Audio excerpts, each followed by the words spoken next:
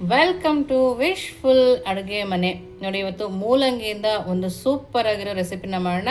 ಇವಾಗ ಸಮ್ಮರ್ ಅಂತ ಮಕ್ಕಳು ಮನೆಯಲ್ಲೇ ಇರ್ತಾರೆ, ಅವ್ರಿಗೆ ಕೂಡ ಈವ್ನಿಂಗ್ ಸ್ನ್ಯಾಕ್ಸ್ ಅಂತ ಕೊಡ್ಬೋದು. ಯಾವಾಗಂದರೆ ಅವಾಗ ಬಂದು ಅವ್ರು ತಿನ್ಬೋದು. ಆ ಥರ ಒಂದು ರೆಸಿಪಿ ನಾವು ಮೂಲಂಗಿಯಿಂದ ಮಾಡಿದ್ದೀವಿ ಅಂತಲೇ ಗೊತ್ತಾಗಲ್ಲ. ಮೂಲಂಗಿ ತಿಂದೇ ಇರೋರು ಕೂಡ ಇಷ್ಟಪಟ್ಟು ತಿನ್ನೋ ಅಂಥ ರೆಸಿಪಿ ಹೇಗೆ ಮಾಡೋದು ಅಂತ ನೋಡೋಣ ಬನ್ನಿ. ನೋಡಿ, ನನಗಿಲ್ಲಿ 2 ಮೂಲಂಗಿನ ತೊಳ್ಕೊಂಬಂದಿದ್ದೀನಿ. ನಮಗಿದಕ್ಕೆ 2 ಮೂಲಂಗಿ ಸಾಕಾಗುತ್ತೆ. ಕ್ವಾಂಟಿಟಿ ಜಾಸ್ತಿ ಮಾಡ್ಕೊಳಂಗಿದ್ರೆ ನೀವು ಜಾಸ್ತಿ ಮೂಲಂಗಿನ ತೊಗೋಬೋದು. ನಾನಿಲ್ಲಿ ಫ್ರೆಶ್ ಆಗಿರೋ ಮೂಲಂಗಿನ ತೊಗೊಂಡಿದ್ದೀನಿ. ಅದರ ಮೇಲಿಂದ ಸಿಪ್ಪೆನ ತಕ್ಕೊಳ್ಳೋಣ. ನೋಡಿ, ಈ ಥರ ಸಿಪ್ಪೆ ತಕ್ಕೊಂಡಿದ್ದೀವಲ್ಲ, ಇವಾಗ ಹಿಂದೆ ಭಾಗ ಮತ್ತು ಮುಂದೆ ಭಾಗನ ತಕ್ಕೊಳ್ಳೋಣ.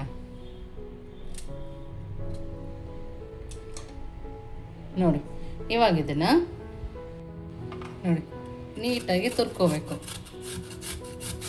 ನೋಡಿ, ಈ ಥರ ಚೆನ್ನಾಗಿ ಇದನ್ನು ತುರ್ಕೊಂಡು ಬರೋಣ. ನೋಡಿ, ಇಲ್ಲಿ ಎಲ್ಲದನ್ನು ನಾವು ತುರ್ಕೊಂಬಂದಿದ್ದೀವಿ. ನೋಡಿ, ಈ ಥರ ತುರಿನ ನಾವು ಮಾಡ್ಕೊಂಡು ಬರಬೇಕು. ಇವಾಗ ಒಂದು ಪ್ಲೇಟ್ ಅಥವಾ ಬೌಲ್ಗೆ ಹಾಕೋಣ.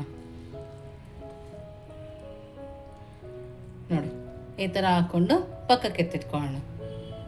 ನೋಡಿ, ಮೊದಲಿಗೆ ಒಂದು ಪ್ಯಾನ್ನ ತಗೊಂಡು ಒಂದು 2 ಸ್ಪೂನ್ ಆಗುವಷ್ಟು ಎಣ್ಣೆನ ಹಾಕೋಣ. ನೋಡಿ, ಎಣ್ಣೆ ಸ್ವಲ್ಪ ಕಾಯ್ದ್ಮೇಲೆ ಸ್ವಲ್ಪ ಅಜ್ವಾಯಿನ ಹಾಕ್ಕೊಳ್ತಾ ಇದ್ದೀನಿ. ಹಾಗೆಯೇ ಒಂದು ಅರ್ಧ ಸ್ಪೂನ್ ಜೀರಿಗೆ, ಒಂದು ಅರ್ಧ ಸ್ಪೂನ್ ಆಗುವಷ್ಟು ಚಿಲ್ಲಿ ಫ್ಲೇಕ್ಸ್, ಒಂದು ಅರ್ಧ ಸ್ಪೂನ್ ಆಗುವಷ್ಟು ಕಪ್ಪು ಎಳ್ಳನ್ನು ಹಾಕ್ಕೊಳ್ತಾ ಇದ್ದೀನಿ. ನೋಡಿ, ಇಷ್ಟನ್ನು ಹಾಕಿ ಸ್ವಲ್ಪ ಕೈ ಆಡಿಸ್ಕೊಳ್ಳೋಣ. ಸ್ಟವನ್ನು ನಾವು ಮೀಡಿಯಮ್ ಫ್ಲೇಮಲ್ಲೇ ಇಟ್ಕೋಬೇಕು. ನೋಡಿ, ಇವಾಗ ಸ್ವಲ್ಪ ಸ್ವಲ್ಪ ಇಲ್ಲಿ ಸಣ್ಣ ಸಣ್ಣ ನೊರೆ ಬರ್ತಾ ಇದೆಯಲ್ಲ, ಆ ಟೈಮಲ್ಲಿ ನಾವು ಮೂಲಂಗಿನ ಹಾಕೋಣ. ನೋಡಿ, ಮೂಲಂಗಿ ಎಷ್ಟು ಚೆನ್ನಾಗಿ ನೀರು ಬಿಟ್ಟಿದೆ ಅಂತ ನೋಡ್ತಾ ಇದ್ದೀರಲ್ಲ, ಈ ಮೂಲಂಗಿನ ಹಾಕೋಣ. ನೋಡಿ, ಮೂಲಂಗಿ ಹಾಕಿದ ನಂತರ ರುಚಿಗೆ ತಕ್ಕಷ್ಟು ಉಪ್ಪನ್ನು ಕೂಡ ಸೇರಿಸ್ಕೊಳ್ತಾ ಇದ್ದೀನಿ. ನೋಡಿ, ಇವಾಗ ಮೂಲಂಗಿದು ಹಸಿ ವಾಸನೆ ಇರುತ್ತಲ್ಲ, ಆ ಹಸಿ ವಾಸನೆ ಹೋಗೋ ತನಕ ನಾವು ಇದಕ್ಕೆ ಕೈ ಆಡಿಸ್ಕೊಳ್ಳೋಣ. ಕೆಲವೊಬ್ಬರಿಗೆ ಮೂಲಂಗಿ ವಾಸನೆ ಕೂಡ ಇಷ್ಟ ಆಗೋದಿಲ್ಲ, ಆದರೆ ಮೂಲಂಗಿನ ತಿನ್ನಬೇಕು, ಆರೋಗ್ಯಕ್ಕೆ ಕೂಡ ಒಳ್ಳೆಯದು. ಅಂಥವರಿಗೆ ಈ ಥರ ರೆಸಿಪಿ ಮಾಡಿಕೊಟ್ಟಾಗ ತುಂಬಾ ಖುಷಿಪಟ್ಟು ತಿಂತಾರೆ. ನೋಡಿ, ಮೂಲಂಗಿಯಿಂದ ಎಷ್ಟು ನೀರು ಬಿಡುತ್ತೆ, ಸಮ್ಮರಿಗೆ ಕೂಡ ಒಳ್ಳೆಯದು. ಎಷ್ಟು ನೀರಿರಬೇಕು ನೋಡಿ, ಎಷ್ಟೊಂದು ನೀರಿತ್ತಲ್ಲ ಎಲ್ಲ ಆವಿಯಾಗಿದೆ. ನೋಡಿ, ಎಷ್ಟೊಂದು ನೀರಿತ್ತಲ್ಲ ಅದೆಲ್ಲ ಕಮ್ಮಿ ಆದಮೇಲೆ ಇವಾಗ ಸ್ಟವನ್ನು ಆಫ್ ಮಾಡ್ಕೊಳ್ಳೋಣ. ಸ್ಟವ್ ಆಫ್ ಮಾಡಿಕೊಂಡು ಇದು ಸ್ವಲ್ಪ ತಣ್ಣಗೆ ಹಾಕ್ಬಿಟ್ಟು ನೆಕ್ಸ್ಟ್ ಏನು ಮಾಡೋದು ನೋಡೋಣ ಬನ್ನಿ. ನೋಡಿ, ಇವಾಗ ಒಂದು ಮಿಕ್ಸಿ ಜಾರ್ನ ತೊಗೊಂಡು ಅದಕ್ಕೆ ನಾನಿಲ್ಲಿ 2 ಕಪ್ ಆಗೋಷ್ಟು ರವೆನ ಹಾಕ್ಕೊಳ್ತಾ ಇದ್ದೀನಿ. ನೋಡಿ, ನಾವು ಉಪ್ಪಿಟ್ಟು ಮಾಡ್ತೀವಲ್ಲ ಆ ರವೆನೇ ಹಾಕ್ಕೊಳ್ತಾ ಇದ್ದೀನಿ. ನೋಡಿ, ನಿಮ್ಮ ಹತ್ರ ಚಿರೋಟಿ ರವೆ ಇದ್ದರೆ ಅದನ್ನು ಕೂಡ ಹಾಕೋಬೋದು. ಇದನ್ನು ಇವಾಗ ಸಣ್ಣದಾಗಿ ಪೌಡರ್ ಥರ ಮಾಡ್ಕೊಂಬರೋಣ. ನೋಡಿ, ಇಷ್ಟು ಸಣ್ಣಗಾದರೆ ಸಾಕಾಗುತ್ತೆ. ಇವಾಗ ನಾವು ತಣ್ಣಗೆ ಹಾಕಿಟ್ಟಿದ್ವಲ್ಲ ಮೂಲಂಗಿ, ಅದನ್ನು ಹಾಕ್ಕೊಳ್ತಾ ಇದ್ದೀನಿ. ನೋಡಿ, ಸ್ವಲ್ಪ ಬಿಸಿನೇ ಇದೆ. ನೋಡಿ, ಇವಾಗ ಇದಕ್ಕೆ ನಾವು ಪುಡಿ ಮಾಡ್ಕೊಬಂದು ರವೆನ ಹಾಕೋಣ. ನೋಡಿ, ರವೆನೂ ಮಿಕ್ಸ್ ಮಾಡ್ಕೊಂಡಾದ್ಮೇಲೆ ನಿಧಾನಕ್ಕೆ ಕಲಿಸ್ಕೋಬೇಕು. ನೋಡಿ, ಬಿಸಿ ಇರುತ್ತೆ, ನೋಡಿ ಕಲಿಸ್ಕೊಳ್ಳಿ. ನಾವು ಮೊದಲಿಗೆ ನೀರನ್ನು ಹಾಕೋಬಾರ್ದು, ಈ ಮೂಲಂಗಿ ಇದಿರುತ್ತಲ್ಲ ಅದರಲ್ಲೇ ನಾವು ಕಲಿಸ್ಕೊಬೇಕು. ನೋಡಿ, ಇವಾಗ ಮೂಲಂಗಿನ ನೀರು ಬಿಟ್ಟು ಎಷ್ಟು ಚೆನ್ನಾಗಿ ಆಗ್ತಾಯಿದೆ ನೋಡಿ. ನಾನು ಸ್ವಲ್ಪನೂ ನೀರು ಹಾಕಿಲ್ಲ. ಅಕಸ್ಮಾತ್ ಮೂಲಂಗಿ ಜಾಸ್ತಿ ನೀರು ಬಿಟ್ಟು ತೆಳು ಆದರೆ ಇನ್ನು ಸ್ವಲ್ಪ ರವೆನ ಪೌಡರ್ ಮಾಡಿ ಹಾಕೋಬೋದು. ನಾವು ರವೆ ಪೌಡರ್ ಮಾಡಿ ಹಾಕಿರೋದ್ರಿಂದ ಕೈಯಲ್ಲಿ ಸ್ವಲ್ಪ ಚೆನ್ನಾಗಿ ನಾದಿದ್ರೆ ಇನ್ನೂ ತುಂಬ ಚೆನ್ನಾಗಿ ಬರುತ್ತೆ. ನೀವಿನ್ನೂ ನಮ್ಮ ವಾಟ್ಸಪ್ ಗ್ರೂಪಿಗೆ ಜಾಯಿನ್ ಆಗಿಲ್ಲ ಅಂದರೆ ವಿಶ್ಫುಲ್ ಅಡುಗೆ ಮನೆ ವಾಟ್ಸಪ್ ಗ್ರೂಪಿಗೆ ಜಾಯಿನ್ ಆಗೋದನ್ನು ಮರಿಬೇಡಿ. ನೋಡಿ, ಒಂದು ಸ್ವಲ್ಪ ತೆಳುಗಾದ್ರೂ ಮತ್ತೆ ರವೆನ ಪೌಡರ್ ಮಾಡಿ ಹಾಕೋಬೋದು. ನಾವಿಲ್ಲಿ ರವೆನೇನು ಹುರಿದಿಲ್ಲ, ಹಾಗೇ ದಿಢೀರಂತ ಮಾಡ್ಕೊತಾ ಇದ್ದೀವಿ. ನೋಡ್ತಾ ಇದ್ದೀರಲ್ಲ, ಈ ಥರ ಚೆನ್ನಾಗಿ ಕೈಯಲ್ಲಿ ನಾದ್ಕೋಬೇಕು. ನೋಡಿ, ಇವಾಗ 1 ಸ್ಪೂನಷ್ಟು ಕೈಗೆ ಎಣ್ಣೆನ ಹಾಕ್ಕೊಂಡು ಮತ್ತೆ ನಾದ್ಕೊಳ್ತಾ ಇದ್ದೀನಿ. ನಾವು ರವೆಲ್ ಮಾಡ್ತಿರೋದ್ರಿಂದ ಚೆನ್ನಾಗಿ ನಾದ್ಕೋಬೇಕು. ನೋಡಿ, ಈ ಥರ ಚೆನ್ನಾಗಿ ನಾದ್ಕೊಂಬಂದಿದ್ದೀನಿ. ನೀವು ನೋಡ್ತಾ ಇರ್ಬೋದು ಎಷ್ಟು ಚೆನ್ನಾಗಿದೆ ಅಂತೇಳಿ. ನೋಡಿ, ಈ ಥರ ಮಾಡಿ ಮಾಡಿ ಚೆನ್ನಾಗಿ ನಾದ್ಕೋಬೇಕು.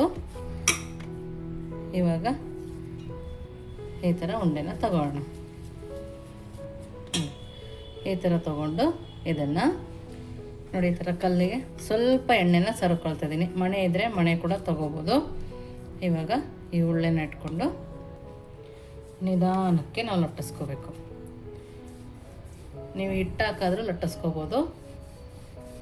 ತೀರಾ ತೆಳುನೂ ಇರಬಾರ್ದು, ತೀರಾ ಗಟ್ಟಿನೂ ಇರಬಾರ್ದು. ಆ ಥರ ನಾವು ಇದನ್ನು ಲಟ್ಟಿಸ್ಕೊಬೇಕು. ನೋಡಿ ಈ ಥರ ನಾವು ಲಟ್ಟಿಸ್ಕೊಂಡಿರೋದು ನೋಡ್ತಾ ಇದ್ರಲ್ಲ, ಇಷ್ಟು ಮೀಡಿಯಮ್ ಆಗಿ ಲಟ್ಟಿಸ್ಕೊಂಬಂದಿರೋದು. ನೋಡಿ ಈ ಥರ ತಗೊಂಡು ಇವಾಗ ರೌಂಡ್ ಶೇಪಲ್ಲಿ ಮಾಡ್ಕೊಳ್ಳೋಣ. ನಿಮಗೆ ಯಾವ ಸೈಜ್ ಬೇಕೋ ಆ ಸೈಜಲ್ಲಿ ನಾವು ಇದನ್ನು ಮಾಡ್ಕೋಬೋದು.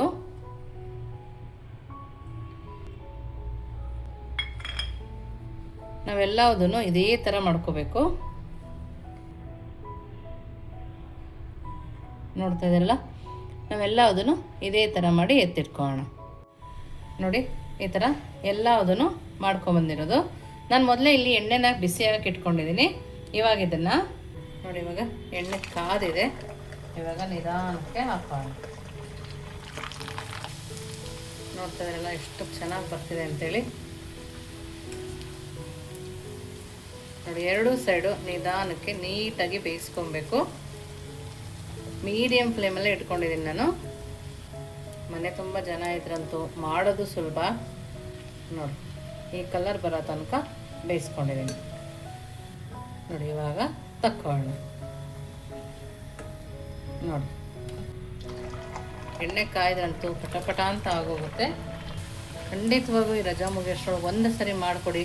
ಮಕ್ಕಳಂತೂ ತುಂಬ ಖುಷಿಪಟ್ಟು ತಿಂತಾರೆ. ನೋಡಿ ಎಷ್ಟು ಚೆನ್ನಾಗಿ ಊದ್ಕೊಂಡು ಬರ್ತಾಯಿದೆ. ಇದನ್ನು ಕೂಡ ತಕ್ಕೊಳ್ಳೋಣ. ನೋಡಿ ನಾವು ಮಾಡಿರೋ ಮೂಲಂಗಿ ಪೂರಿ ಅಂತನಾದ್ರು ಹೇಳ್ಬೋದು, ನಿಪ್ಪಟ್ಟು ಅಂತನಾದ್ರು ಹೇಳ್ಬೋದು. ತುಂಬಾ ಚೆನ್ನಾಗಿದೆ, ತುಂಬ ಬಿಸಿ ಬಿಸಿಯಾಗಿ ಇದೆ. ಇದನ್ನು ಸ್ಟೋರ್ ಕೂಡ ಮಾಡ್ಬೋದು. ತುಂಬ ಬಿಸಿ ಬಿಸಿಯಾಗಿದೆ ಇವಾಗ. ಇದನ್ನು ನೀವು ಸ್ಟೋರ್ ಕೂಡ ಮಾಡ್ಬೋದು. ನೋಡಿ ಎಷ್ಟು ಚೆನ್ನಾಗಿದೆ ಅಂತ ನೋಡ್ತಾ ಇದ್ದೀರಲ್ಲ, ತುಂಬ ಅಂದರೆ ತುಂಬಾ ಚೆನ್ನಾಗಿದೆ. ನೋಡಿ ಇವಾಗ ಎಷ್ಟು ಊದ್ಕೊಂಬಂದಿದೆ ನೋಡಿ. ಇವಾಗ ನೋಡಿ ತುಂಬಾ ಕ್ರಿಸ್ಪಿಯಾಗಿರುತ್ತೆ. ನಿಮಗೆ ಇದಕ್ಕೆ ಚಟ್ನಿ ಯಾವುದು ಬೇಕಾಗಲ್ಲ, ಹಾಗೇ ಕೂಡ ತಿನ್ಕೋಬೋದು. ನೋಡಿ ಇದನ್ನು ಮಾಡಿಟ್ಟು ಸಂಜೆ ಮಕ್ಕಳು ಬಂದಾಗ ಕೊಟ್ಟರು ಕೂಡ ತುಂಬ ಖುಷಿಪಟ್ಟು ತಿಂತಾರೆ. ತುಂಬ ಕ್ರಿಸ್ಪಿಯಾಗಿ ಸಕ್ಕತ್ತಾಗಿದೆ. ಖಂಡಿತವಾಗ್ಲೂ ನೀವು ಒಂದ್ಸರಿ ಮಾಡಬೇಕು. ನೋಡಿ ತುಂಬ ಟೇಸ್ಟಾಗಿ ಬಂದಿದೆ. ಖಂಡಿತವಾಗ್ಲೂ ನೀವು ಒಂದ್ಸರಿ ಮಾಡಿ ಹೇಗೆ ಬಂತು ಅಂತ ವಿಶ್ಫುಲ್ ಅಡುಗೆ ಮನೆಗೆ ಕಮೆಂಟ್ ಮೂಲಕ ತಿಳಿಸೋದನ್ನು ಮರಿಬೇಡಿ. ನೀವಿನ್ನೂ ನಮ್ಮ ಚಾನಲ್ ಲೈಕ್ ಮಾಡಿದರೆ ಲೈಕ್ ಮಾಡಿ, ಶೇರ್ ಮಾಡಿ, ಸಬ್ಸ್ಕ್ರೈಬ್ ಮಾಡಿ. ವಿಶ್ಫುಲ್ ಅಡುಗೆ ಮನೆಗೆ ಥ್ಯಾಂಕ್ ಯು.